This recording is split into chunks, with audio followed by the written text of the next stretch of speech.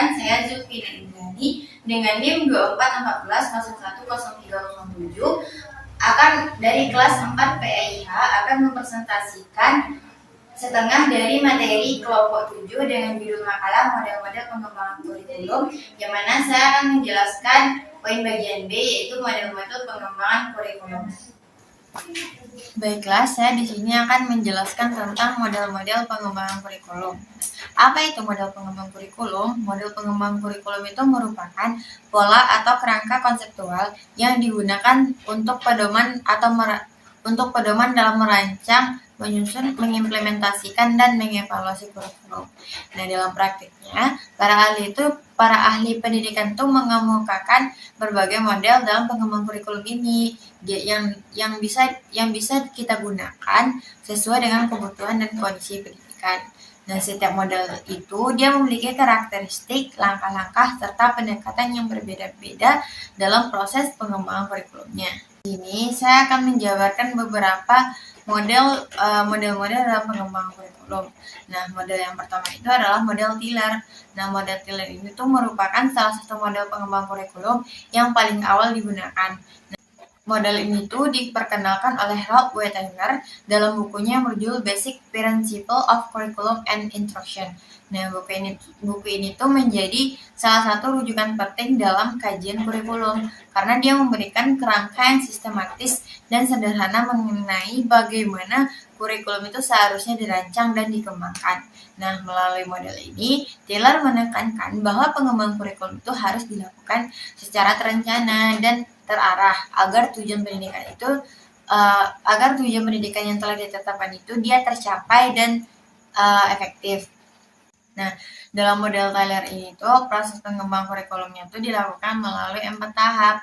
Tahap yang pertama tuh menentukan tujuan pendidikan yang ingin dicapai. Tujuan itu menjadi dasar dalam seluruh proses pengembangan kurikulum karena semua komponen kurikulum itu harus mengarah pada pencapaian tujuan tersebut. Nah, tujuan pendidikan itu tuh biasanya dirumuskan dengan mempertimbangkan kebutuhan peserta didik, tuntutan masyarakat, serta perkembangan ilmu pengetahuan dan teknologi. Ibaratkan kita mau pergi ke suatu tempat, pasti kita harus menentukan tujuan kemana kita harus pergi. Langkah yang kedua itu kita harus menentukan pengalaman belajar yang dapat membantu siswa untuk mencapai tujuan yang telah kita tetapkan tadi. Nah, pengalaman belajar itu mencakup berbagai aktivitas pembelajaran yang dirancang oleh guru agar siswa itu dapat memperoleh pengetahuan, keterampilan, maupun sikap yang diharapkan. Ketiga itu yaitu mengorganisasikan pengalaman belajar tersebut secara sistematis. Nah, pengorganisasian itu sangat penting agar pengalaman belajar yang diberikan kepada siswa itu dapat tersusun secara logis, berkesinambungan, dan saling mendukung satu sama lain. Nah, dengan pengorganisasian yang baik, proses pembelajaran dapat berjalan lebih terarah dan memudahkan siswa dalam memahami materi yang dipelajarinya. Adapun langkah yang terakhir yaitu kita harus melakukan evaluasi. Nah, evaluasi itu dilakukan pada proses pembelajaran untuk mengetahui sejauh mana sih tujuan pendidikan itu telah tercapai. Evaluasi itu dilakukan dengan berbagai cara, seperti tes, observasi, maupun penilaian terhadap hasil belajar siswa itu. Nah, hasil evaluasi inilah yang kemudian dapat digunakan sebagai bahan pertimbangan untuk memperbaiki atau menyempurnakan kurikulum yang telah ditentukan. Secara keseluruhan, model Taylor itu tuh menekankan bahwa tujuan pendidikan itu merupakan dasar utama dalam menentukan isi kurikulum, metode pembelajaran, serta sistem evaluasi yang digunakan. Karena dia menempatkan tujuan sebagai titik awal dalam pengembangan kurikulum. Nah, jadi model ini tuh sering disebut sebagai model yang berorientasi pada tujuan. Model Taylor ini tuh dia juga dianggap praktis dan mudah diterapkan, sehingga sampai saat sekarang ini tuh masih banyak yang menggunakan model Taylor ini sebagai dasar dalam pengembangan kurikulum. Adapun model yang selanjutnya yaitu model Taba. Nah, model Taba itu dikembangkan oleh Hilda Taba sebagai penyempurnaan dari model Taylor tadi.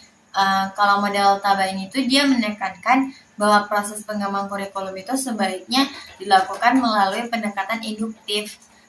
Pendekatan induktif itu maksudnya dimulai dari hal-hal yang bersifat khusus, kemudian berkembang menjadi rancangan kurikulum yang lebih luas dan sistematis. Nah, dalam pendekatan itu tuh pengembangan kurikulum tuh gak langsung dimulai dari perumusan kebijakan tingkat atas, tapi dari analisis kebutuhan nyata yang terjadi pada proses pembelajaran di kelas. Nah, salah satu ciri utama dari model tambah ini itu adalah keterlibatan guru secara aktif dalam proses pengembangan kurikulumnya. Guru itu dianggap sebagai pihak yang paling memahami kondisi siswa, kebutuhan belajar, serta situasi pembelajaran yang terjadi di kelas. Nah, karena itu tuh dalam model ini tuh guru dia nggak hanya berperan sebagai pelaksana kurikulum, tapi juga sebagai pengembang kurikulum yang berkontribusi dalam merancang materi, strategi pembelajaran, serta bentuk evaluasi yang sesuai dengan karakter siswa. Nah, dalam model Tabain itu dapat beberapa langkah yang harus dilakukan secara sistematis dalam proses pengembangan kurikulumnya.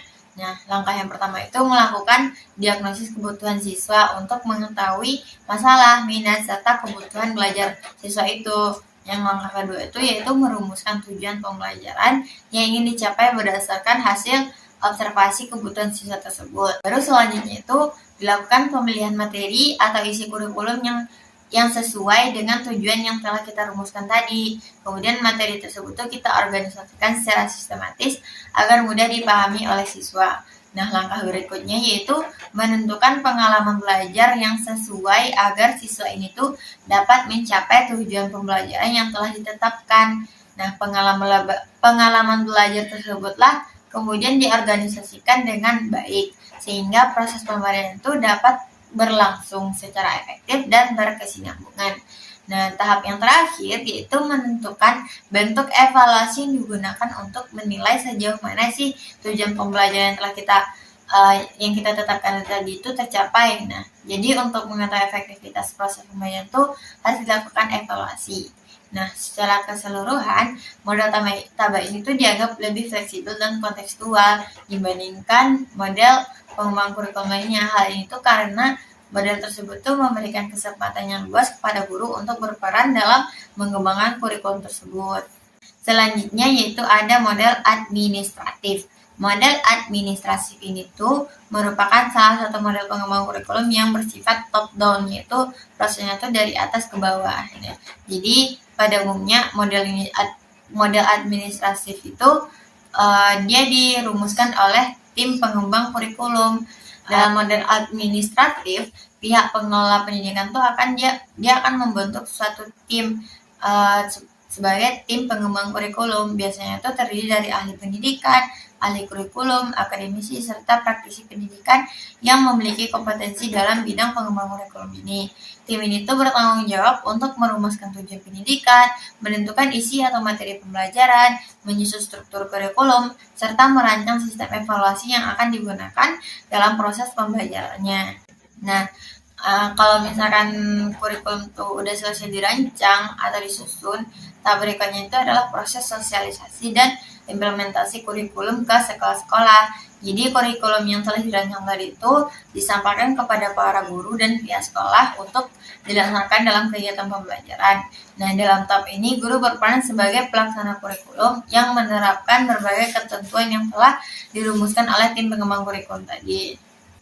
Adapun model selanjutnya yaitu model grassroots. Nah, model grassroots ini tuh merupakan kebalikan dari model administratif.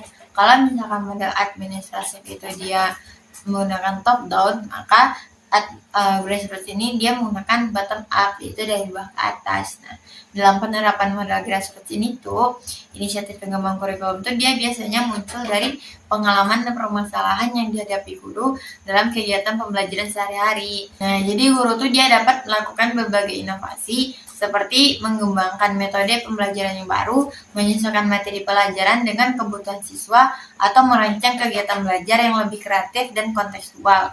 Nah, hasil dari inovasi tersebut kemudian dapat dikembangkan menjadi bagian dari kurikulum yang bisa diterapkan di sekolah. Nah, model grassroots itu dia dianggap lebih fleksibel dan kontekstual karena dia disusun berdasarkan pengalaman langsung para guru di sekolah. Itu kurikulum yang dihasilkan melalui grassroots ini tuh dia dianggap lebih relevan karena sesuai dengan kebutuhan siswa. Nah, tapi model ini tuh juga memiliki beberapa tantangan. Salah satunya tuh kemungkinan terjadinya perbedaan standar kurikulum antar sekolah. Nah, itu bisa terjadi tuh karena setiap sekolah itu kan memiliki kebebasan dalam mengembang kurikulumnya. Nah, masing-masing dari sekolah tuh dia bisa mengembang kurikulumnya sehingga tingkat keseragaman kurikulum itu dia bisa menjadi lebih rendah dibandingkan dengan model yang disusun secara terpusat. Jadi itulah berbagai model yang dapat saya jabarkan dari berbagai pendekatan yang dapat digunakan dalam proses pengembangan kurikulum tadi itu. Di antaranya itu ada model Tiller, model Taba, model administratif, dan model grassroots. Nah, setiap model itu kan dia memiliki karakter serta pendekatan yang berbeda-beda dalam merancang dan mengembangkan kurikulum yang nantinya sesuai dengan kebutuhan siswa dan zaman. Mungkin cukup sekian jawaban dari setengah materi dari kelompok 7 yaitu model-model pengembangan kurikulum bagian B. Saya Zulfina Indrani, terima kasih atas perhatiannya. Assalamualaikum warahmatullahi wabarakatuh.